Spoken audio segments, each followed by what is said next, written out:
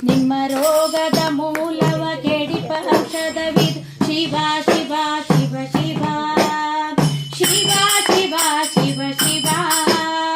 ಶಿವ ಶಿವ ಶಿವ ಶಿವ ಶಿವ ಶಿವ ಎನ್ನಿರೋ ಮೂರ್ ಜಗದವರೆಲ್ಲ ಶಿವ ಶಿವ ಶಿವ ಎನ್ನಿರೋ ಮನುಜ ಜನ್ಮದಿ ನೀವು ಮೈ ಮರೆತು ಇರಬೇಡಿ ಶಿವ ಶಿವ ಶಿವ ಶಿವ